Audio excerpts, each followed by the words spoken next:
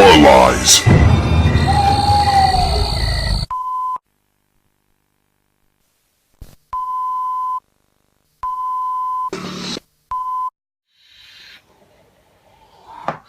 Hello YouTube, it's week 119 here on the Body Bags channel. I'm OUTSIDER365. Hi, and the movie I wanted to review and kind of talk about this week is from 2007, and it's called Clay.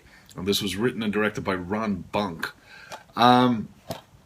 Clay is, let's read the back of it.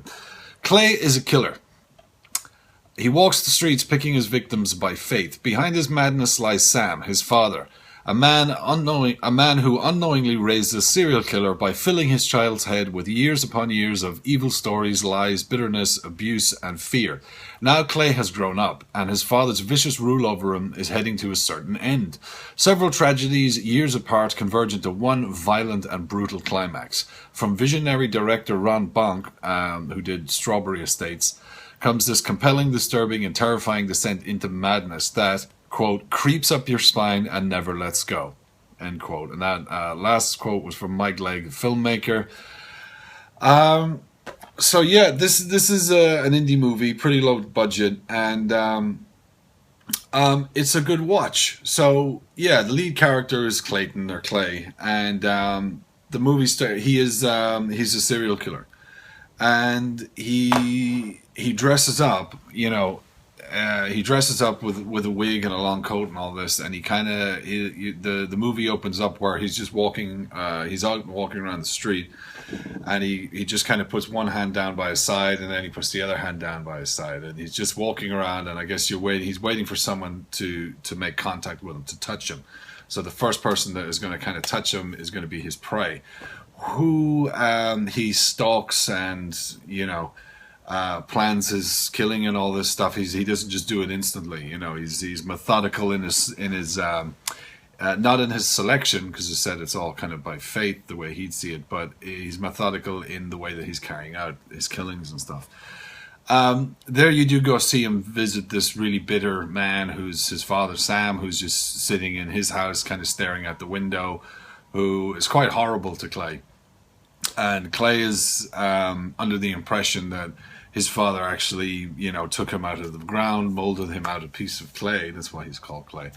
And, you know, bred life into him. You know, he gave him life and stuff. So he calls him, like, my Lord and my God and all this, at which he's actually being serious about, where the father thinks he's just mocking him.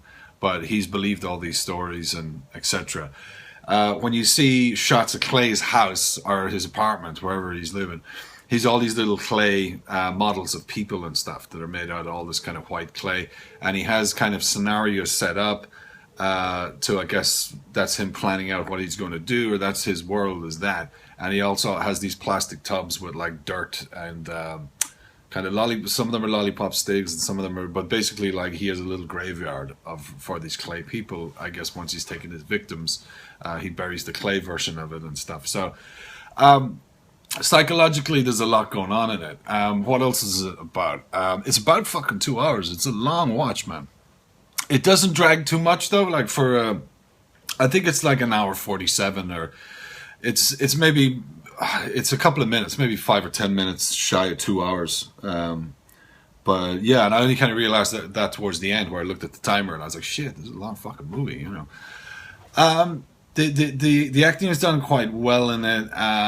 Clay is like he's on his quest just to kind of kill people, and he's all mixed up because he thinks that's his purpose. And but he's searching for something as well. You learn kind of later on that Sam's wife, Clay's mother, died giving birth to him, and that's why Sam, we gather, has this hatred for Clay, that he sees that he killed you know, his mother, Sam's wife, that, you know, it's all his fault and stuff. So in a way you kind of feel for Clay in a bit, but in another way you don't, because he's this crazed killer, and, you know, he has no kind of boundaries of who he won't kill. You know, women and children are fair game to him and stuff. So, you know, you don't feel sorry for him all the time. But for the scenes where, like, his dad is, like, beating him and all that, obviously you do, because he's just trying to get his father's approval. You know, and He's trying to get his father's approval, and he's trying to get just some kind of relationship with the father. That's evident when he is stalking a victim, Clay, and he in the movie, who's this couple's son. That let me start that again. He is stalking this elderly kind of couple, and he kind of finds out that they had like a son who had died in the war and this stuff, and then he decides to try and fuck with their mind and become the son. So he dresses up as him, wears fake glasses, and then the mother starts believing that it is him and this. And you can see that he wants to play that part. He wants to be in the family. He wants to have the mother bringing him cookies and milk and stuff like this. So he adapts to that, and then obviously everything goes wrong, so he can't stay doing that.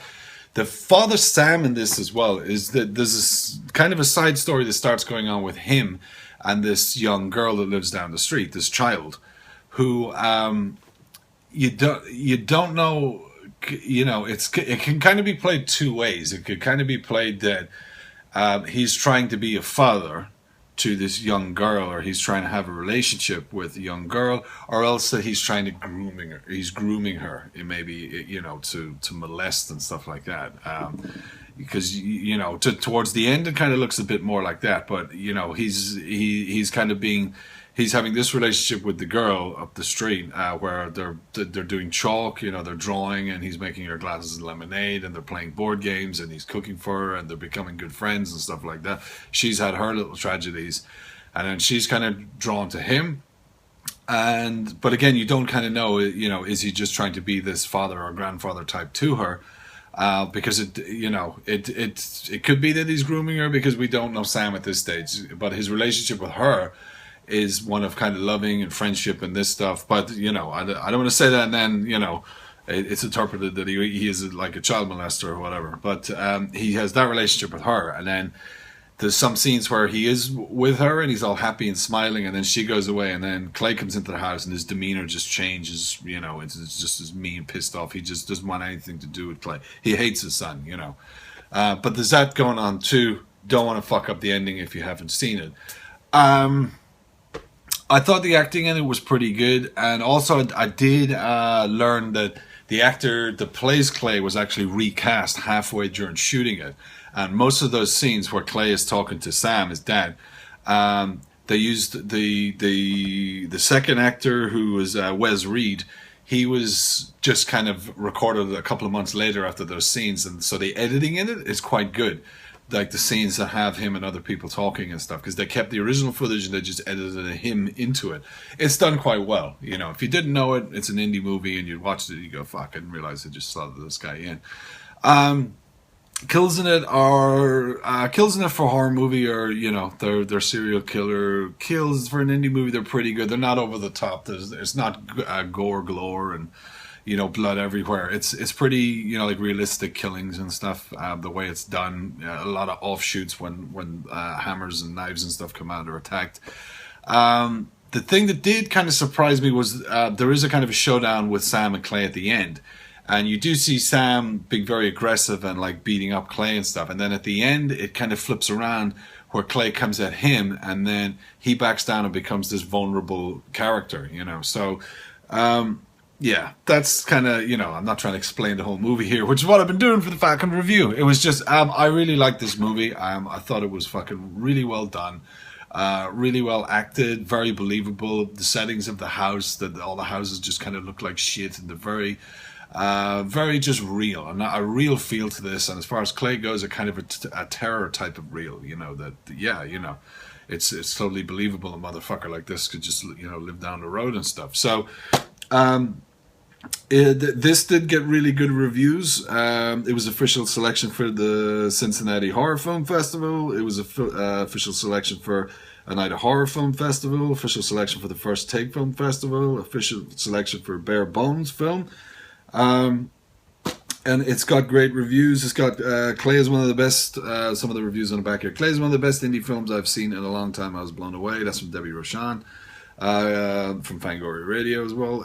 Clay is a very well produced, beautifully visualized psychological horror movie, and that's from the Sarkees International Film Festival. Owen Shapiro. This is This is a good movie. I want to keep this under 10 minutes and shit. So Clay, yeah, 2007. If you're into kind of psychological, serial killer type movies, Henry Portrait of a Serial Killer, that type stuff, Clay's it's a decent watch. It's a really good indie movie. I'm Outsider365. Thank you very much for watching week 119 here on the Body Bags channel. Take care. Bye bye now.